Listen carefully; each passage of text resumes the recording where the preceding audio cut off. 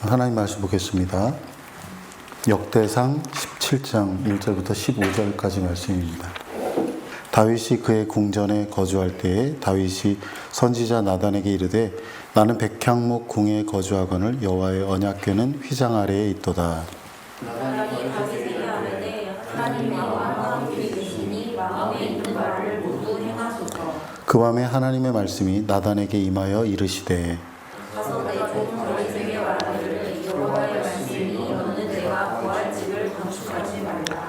내가 이스라엘을 애굽에서 올라오게 한 날부터 오늘까지 집에 있지 아니하고 오직 이 장막과 저 장막에 있으며 이 성막과 저 성막에 있었나니 이스라엘 무리가 걸어가는 곳곳에서 내가 내 백성을 먹이라고 명령한 이스라엘 어느 사사에게 내가 말하길 너희가 어찌하여 백향목 집을 건축하지 아니하였느냐고 말하느냐 하고 또한 내 종 다윗에게 이처럼 말하라. 만군의 여호와께서 이처럼 말씀하시기를 내가 너를 목장 곧 양떼를 따라다니던 데에서 데려다가 내 백성 이스라엘의 주권자로 삼고 내가 어디로 가든지 내가 너와 함께 있어 내 모든 흔적을 내 앞에서 멸하였은즉 세상에서 존귀한 자들의 이름 같은 이름을 내게 만들어 주리라. 내가 또 내 백성 이스라엘을 위하여 한 곳을 정하여 그들을 심고 그들이 그곳에 거주하면서 다시는 옮겨가지 아니하게 하며 악한 사람들에게 전과 같이 그들을 해치지 못하게 하여 전에 내가 사사에게 명령하여 내 백성 이스라엘을 다스리던 때와 하지 아니하게 하고 또 내 모든 대적으로 내게 복종하게 하리라. 내게 이르노니 여호와가 너를 위하여 한 왕조를 세울지라. 내 생명의 연한이 차서 내가 조상들에게로 돌아가면 내가 내 뒤에 내 시 곧 내 아들 중 하나를 세우고 그 나라를 견고하게 하리니 그는 나를 위하여 집을 건축할 것이요 나는 그의 왕위를 영원히 인도하게 하리라. 나는 그의 아버지가 되고 그는 나의 아들이 되리니 나의 인자를 그에게서 빼앗지 아니하기를 내가 내 전에 있던 자에게서 빼앗음과 같이 하지 아니할 것이며 내가 영원히 그를 내 집과 내 나라에 세우리니 그의 왕위가 영원히 견고하리라 하셨다. 함께 읽겠습니다. 나단이 이 모든 말씀과 이 모든 계시대로 다윗에게 전하니라. 아멘. 하나님의 은혜를 아는 사람은 감사하는 마음과 함께 하나님을 위해서 내가 무엇을 할까를 생각합니다. 그래서 열심히 자기가 할 수 있는 일이 무엇인지를 고민하고 실행합니다. 하지만 그러한 선한 의도와 달리 우리는 때때로 어려움을 맞게 되고 좌절하기도 합니다. 그럴 때 우리는 하나님을 위해 하려고 하는 그 헌신하는 마음을 잃어버리기가 쉽습니다. 그러나 오히려 그때 우리는 하나님의 큰 계획 속에 자신이 하던 일들을 다시 돌아볼 수 있어야 합니다. 왜냐하면 내가 아니라 하나님이 하시기 때문입니다. 오늘 우리가 이 본문에서 알게 되는 것은 하나님을 위해 성전을 짓고자 했던 이 다윗의 호의에 대하여 하나님이 어떻게 반응하셨는지 하는 것인데요. 이것을 통해서 하나님의 일은 내가 아니라 하나님이 행하신다 하는 사실을 다시 한번 확인하는 기회가 될 수 있기를 바랍니다. 다윗이 자신의 궁전에 거주할 때에 나단 선지자를 불러서 자신의 심정을 이렇게 토로했습니다. 나는 백향목 궁에 거하는데 하나님의 언약궤는 장막에 있습니다. 백향목 궁에 거했다는 말은요, 엄청나게 비싼 건축 재료로 궁전을 지어서 자기는 그렇게 화려한 곳에서 머물고 있다는 거예요. 자기는 이렇게 화려하고 멋진 곳에서 살고 있는데 하나님의 궤는, 물론 하나님의 궤가 하나님은 아니지만 하나님의 임재가 거기에 있기 때문에 하나님이 거기에 거하신다고 이렇게 생각을 했는데 하나님은 이렇게 초라한 장막에 계시는 게 맞는가 이런 생각을 했던 겁니다. 베들레헴의 목동에 불과했던 자신을 하나님께서 왕으로 세우셔서 이렇게 궁전에 살게 하신 거 너무나 감사한데, 이스라엘의 지도자로 세우신 거 감사한데 자신만 그렇게 화려한 성전에 사는 게 하나님께 대하여 송구한 마음이 들었다고 하는 겁니다. 나단은 다윗이 무엇을 말하려고 하는지 잘 알았습니다. 그래서 왕의 마음에 있는 대로 행하십시오. 이 말은 뭐예요? 하나님의 성전을 지으십시오. 그런 말이죠. 고대 근동의 통치자들은 왕위에 오를 때, 그리고 어떤 전쟁에서 멋진 승리를 이루고 나서 자기가 섬기는 신을 위해 성전을 짓거나 개조하는 일을 했습니다. 물론 거기에는 어떤 목적이 있었습니다. 자기가 이렇게 자기 신을 기쁘게 하면 장래에도 더 좋은 은총으로 보답해 줄 것을 기대했던 것입니다. 하지만 다윗은 단순히 하나님께 대한 감사의 마음으로 성전을 짓고자 했습니다. 무엇보다도 자기가 하루하루 사는 게 힘들었던 게 뭐냐면, 하나님은 너무 초라한 곳에 머물고 계신데 나는 이렇게 화려한 곳에 있구나 하는 그런 마음이 더 크게 작용했다고 볼 수 있습니다. 그런데 우리가 조금 한 걸음 이렇게 깊이 생각해 보면, 다윗과 나단의 대화에는 하나님의 뜻을 먼저 묻고자 하는 태도가 빠져 있습니다. 과연 내가 하나님을 위해서 하려고 하는 일이 정말 하나님도 원하시는 게 맞는가? 우리는 하나님께 물어보지도 않고 자신이 스스로 하나님의 뜻이라고 결정하고 실행하는 경우가 있습니다. 내가 이렇게 헌신하면, 내가 이렇게 행동하면 하나님이 기뻐하실 거야, 이렇게 생각을 하고 하는 겁니다. 때로는 어떤 자기 신념에 따라 행동하면서 자기를 속이면서까지 하나님의 이름을 들먹거리는 경우가 있습니다. 그러다 보니 신앙이라는 이름으로 하나님의 뜻에 정면으로 배치되는 잘못을 저지르기도 합니다. 때로는 자기 내면의 소리를 하나님의 음성으로 오해하는 경우도 있습니다. 그래서 누가 봐도 저 사람 자기 욕심에 따라서 행동하는 건데 하나님을 자꾸 들먹거리니까 얼마나 정말 꼴불견이 되겠습니까? 그러므로 우리는 야고보 사도의 다음과 같은 기준에 따라서 하나님의 뜻인지 아닌지, 내가 지금 하고 있는 일이 하나님의 지혜를 따른 행동인지 아닌지를 분별할 수가 있습니다. 하나님의 지혜라면, 하나님의 뜻으로 행하는 것이라면 거기에는 반드시 이러한 특성이 나타납니다. 야고보서 3장 17절 말씀입니다. 그러나 하늘에서 오는 지혜는 무엇보다도 성결하고 또한 화평하며 관용하고 양순하며 긍휼과 선한 열매가 가득하며 편견과 위선이 없습니다. 이러한 기준에 따라서 내가 하나님을 위해서 하는 모든 일들을 평가하고 정말 거룩한 것인가, 편견이 없는 것인가, 모든 사람에게 선한 것인가, 열매가 있는가, 나의 위선이 드러나고 있는 것은 아닌가를 생각할 수 있어야 한다는 거죠. 만일 다윗이 계속 그렇게 성전을 짓게 되었다면 겉으로는 하나님을 위한 성전이 되었겠지만 정말로 자기를 위한 성전이 되었을 겁니다. 그러니 아무리 선한 의도라고 할지라도 하나님의 시간과 하나님의 방법에 따라 행하지 않는다면 그것은 더 이상 하나님께 속한 일이 아니라 자기를 위한 일로 변질됩니다. 저는 30년 이상을 목회하면서 그 많은 목회의 열매들을 결국은 자기가 챙겨가는 사람들을 보았습니다. 교회에서 어떤 대단한 성취를 이뤘을 때 일부 헌신된 사람들이 자기의 영광을 드러낸 것들을 너무나 많이 보았습니다. 그것은 하나님을 위한 성전이 아니고 자기를 위한 성전이 되었다고 하는 겁니다. 사랑하는 여러분, 만일 하나님이 여러분에게 주신 은혜가 감사해서 어떤 헌신을 한다면 그것이 정말 하나님이 기뻐하시는 것인가, 당사자가 기뻐하시는 일인가를 먼저 물어보시기를 바랍니다.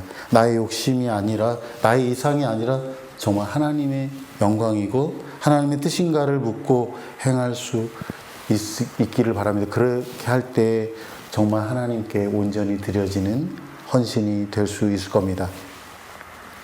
하나님께서 그날 밤에 나단에게 말씀하셨습니다. 우리 다 같이 본문 4절 말씀 읽겠습니다. 가서 내 종 다윗에게 말하기를 여호와의 말씀이 너는 내가 거할 집을 건축하지 말라. 아멘. 하나님께서 다윗의 호의를 거절하셨습니다. 나를 위한 집을 건축하지 말라. 거기에는 이유가 있었는데요. 하나는 5절에 있는 대로 하나님은 이스라엘을 이집트에서 이끄신 날로부터 지금까지 이 장막과 저 장막을 이동하며 지냈다고 말씀합니다. 하나님은 장막에서 지내셨어요. 하나님은 그의 백성들과 함께 하셨습니다.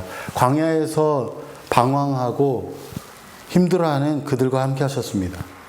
하나님은 얼마나 겸손한 분입니까? 너희들이 잘못했지, 너희들이 죄를 지었지, 그러니까 너희들 40년 동안 광야에서 고생 좀 해봐, 그렇게 하시지 않고요, 그들과 함께 하셨다는 거예요.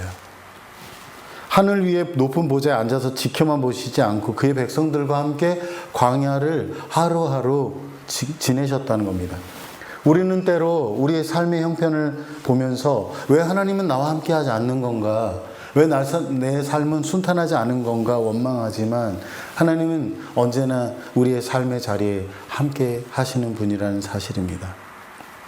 하나님은 그렇게 불안정한 이동 생활을 하시면서도 이스라엘에게 왜 화려한 성전을 짓지 않느냐고 말씀하신 적이 없습니다.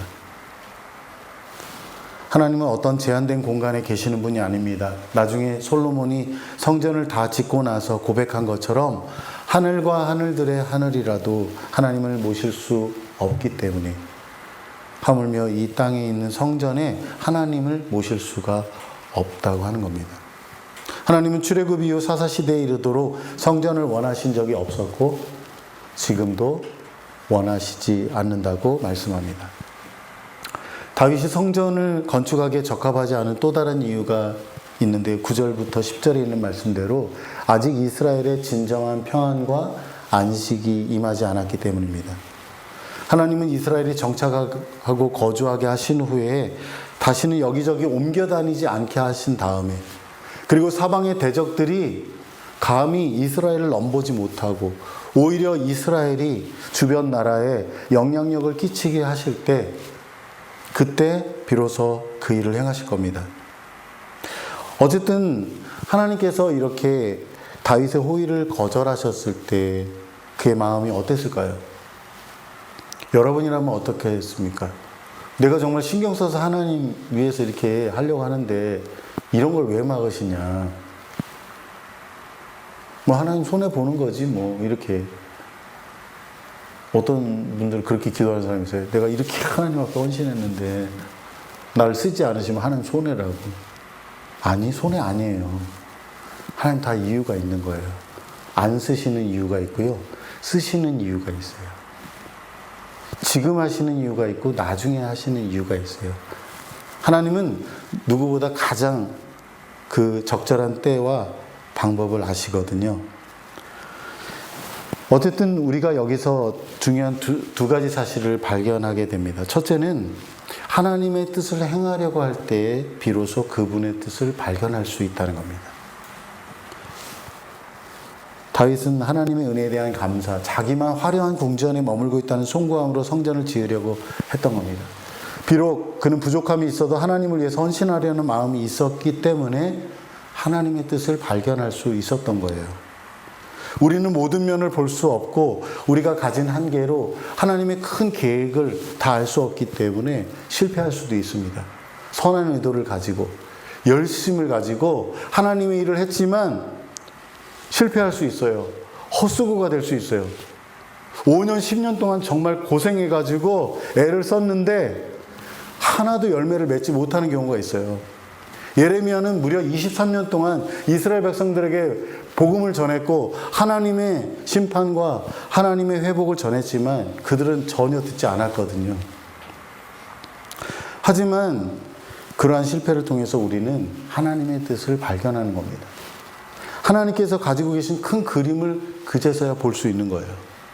하나님 나라에 대해서 아무런 관심도 없고 세상과 자기 자신의 삶에만 몰두하는 사람은 아예 그런 기회조차 얻을 수 없어요.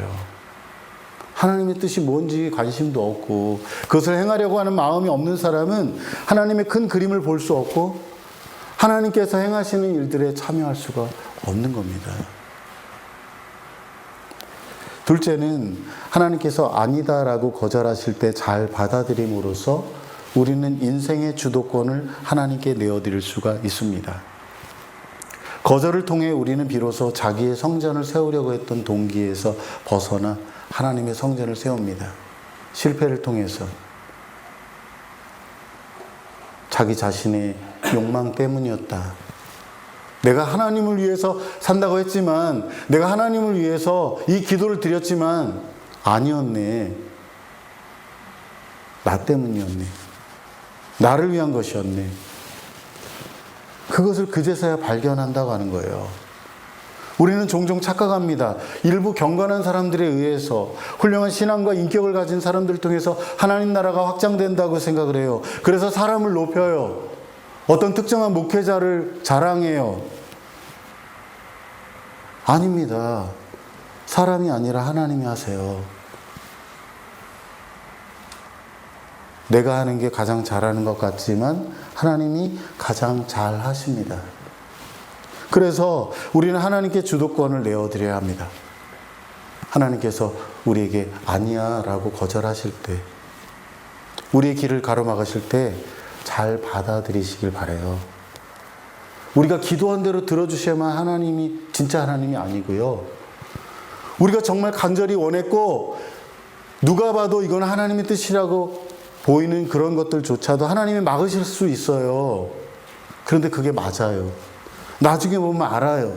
그것을 잘 받아들이는 사람은 알 수 있어요. 하나님의 뜻을 발견할 수 있어요. 하나님의 큰 그림을 그제서야 제대로 보고 제대로 그분의 뜻을 따라 일할 수가 있습니다.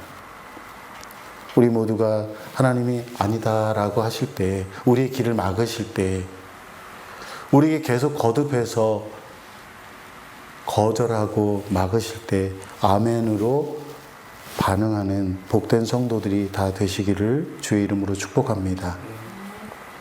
하나님은 단지 성전 건축을 불허한 것으로 끝나지 않고 다윗에게 영원한 왕조를 약속하셨습니다. 우리 다 같이 본문 12절부터 14절 말씀 읽겠습니다. 그는 나를 위하여 집을 건축할 것이요 나는 그의 왕위를 영원히 견고하게 하리라. 나는 그의 아버지가 되고 그는 나의 아들이 되리니 나의 인자를 그에게서 빼앗지 아니하기를 내가 내 전에 있던 자에게서 빼앗음과 같이 하지 아니할 것이며 내가 영원히 그를 내 집과 내 나라에 세우리니 그의 왕위가 영원히 견고하리라 하셨다. 아멘. 다윗이 하나님, 제가 하나님을 위해서 당신의 집을 짓겠습니다. 이 집이라는 말이 베트예요. 그래서 벳엘이라고 하죠. 하나님의 집, 이런 뜻이거든요. 당신의 집을 내가 짓겠습니다. 성전을 짓겠다고 하는 말이에요. 그런데 하나님은 뭐라고 대답하시냐면, 아니, 너가 나의 집을 짓는 게 아니고 내가 너의 집을 지어줄게. 하나님의 집이 성전이라면 다윗의 집은 왕조입니다. 하나님은 먼저 다윗과 이스라엘 백성을 위해서 그분이 하신 일을 말씀합니다. 7절에 있는 말씀처럼 다윗을 양을 따라다니는 목자에서 이스라엘의 주권자인 왕으로 삼으신 분이 하나님이시다. 내가 그렇게 했지. 다윗아,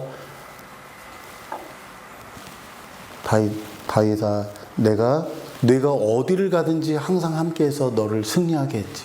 모든 대적들을 물리치게 해줬지. 그래서 이 세상에서 가장 존귀한 자의 이름을 얻게 해주었어. 또한 하나님은 이스라엘 백성을 위해서 한 곳을 정하여 거기에 거주할 수 있게 하셨습니다. 모든 주위의 나라들이 이스라엘의 영향력 아래 놓이게 하셨습니다. 여기까지만 해도 얼마나 감사한 일입니까? 다윗이 정말 가장 보잘것없는 비루한 직업이라고 할 수 있는 이 목동인에서 가장 높은 왕으로 삼으셨는데 이것만 해도 얼마나 대단한 일이에요. 그리고 그 나라를 든든하게 하셨다는 것이 얼마나 감사한 일입니까? 그런데 하나님은 미래에 이루어질 다윗 왕조에 대한 하나님의 계획까지 말씀하세요. 그건 뭐냐면 하나님께서 다윗의 왕조를 영원토록 견고하게 하실 거라는 거예요. 어떤 의미에서 다윗의 통치는 그 시대에 그냥 끝난 것으로 지날 수 있었지만 하나님이 다윗과 맺으신 언약을 통해서 너의 왕조를, 너의 왕국을 영원히 내가 견고하게 하겠다 약속하셨어요. 그래서 13절에 보면 나는 그의 아버지가 되고 그는 나의 아들이 되니 나의 인자를 그에게서 빼앗지 않겠다. 전에 있던 자에게서 빼앗음과 같이 하지 않겠다. 여기 너의 전에 있던 자, 다윗의 전에 있던 자가 사울입니다. 하나님은 사울에게서 그의 인자를 빼앗으셨어요. 그를 왕으로 삼으셨지만 그가 하나님을 불순종하고 하나님을 거역했기 때문에 그의 왕위를 거두셨습니다. 그런데 다윗의 아들에게서는 절대 그 인자를 거두지 않겠다고 하세요. 한마디로 말하면 이런 거예요. 내가 사울에게서는 그냥 사울은 내가 버렸지만은 너의 자손들은 훈육하고 야단을 치기는 해도 완전히 버리지는 않겠다. 완전히 다른 차원이죠. 이것은 다윗의 아들 솔로몬과 이스라엘 백성들을 향한 말씀입니다.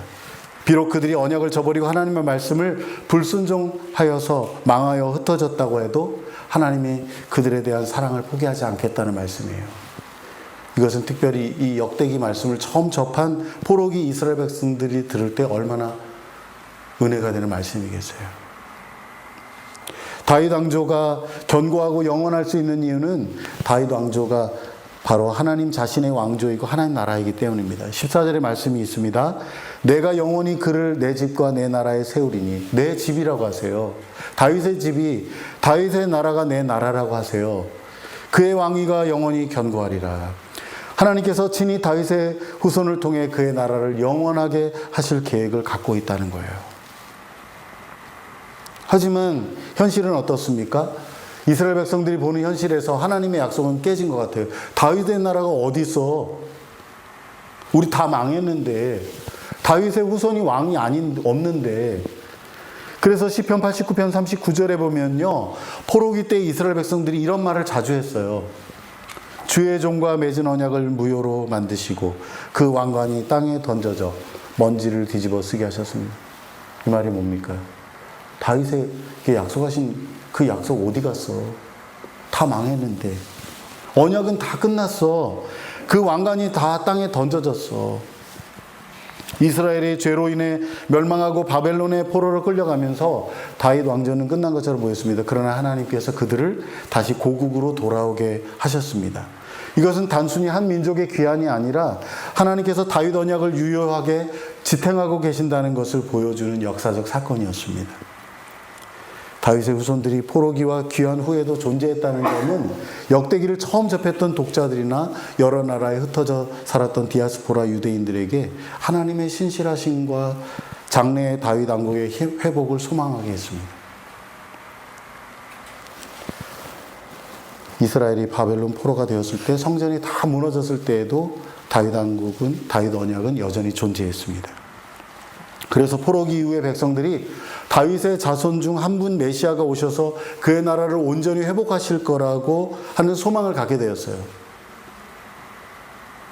그런데요, 지금 이스라엘은 예수 그리스도를 메시아로 여기지 않아요. 다윗의 후손으로 오신 분이라고, 다윗의 후손 예수 그리스도라고 믿지 않아요. 그래서 여전히 다윗의 별을 믿고요, 다윗의 후손을 기다리고요, 그리고 언젠가 와서 이스라엘을 이 세상 나라에서 가장 강대한 나라로 세울 걸 믿어요. 그것을 시오니즘이라고 합니다. 그래서 지금 크게 전쟁이 일어났죠. 얼마나 크게 이 전쟁이 확장될지 정말 걱정됩니다. 이 나라의 사정이 조금 안정되었나 싶었는데 그들은 오해하고 있는 거예요. 예수 그리스도를 통해서 그를 믿는 모든 자들이 하나님 나라의 백성으로, 영원한 하나님 나라의 백성으로 살게 하시고 그 영원한 나라를 하나님께서 세우신다고 하는 그 약속을 이 다윗에게 말씀하신 거예요.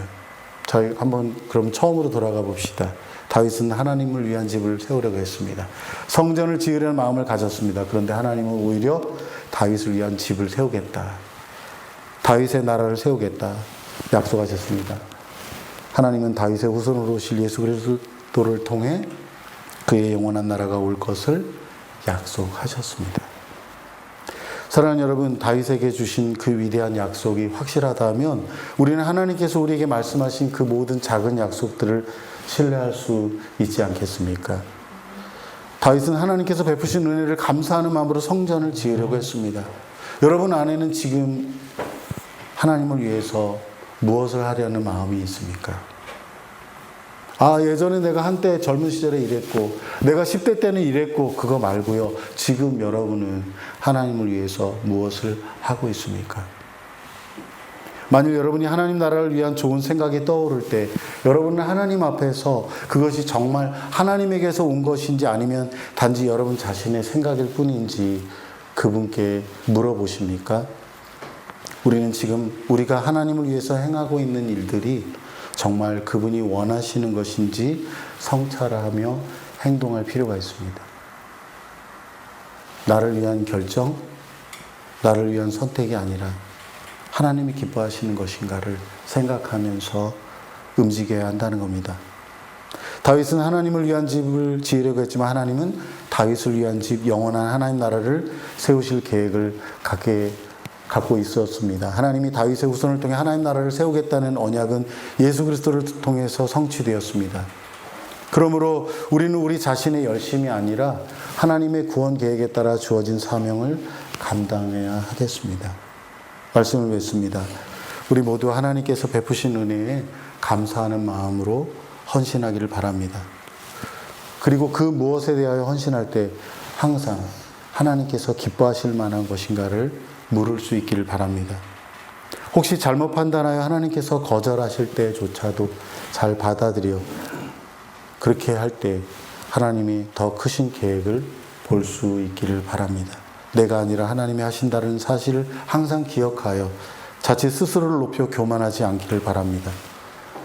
중요한 것은 영원한 하나님 나라의 관점에서 자신의 현재의 삶을 바라보고 각자 주어진 사명을 감당하길 바랍니다. 그래서 우리 모두 하나님의 마음에 합한 사람으로 하나님이 그 전체의 큰 그림 속에서 귀하게 사용하시는 복된 사람이 되기를 주의 이름으로 축복합니다. 기도하겠습니다.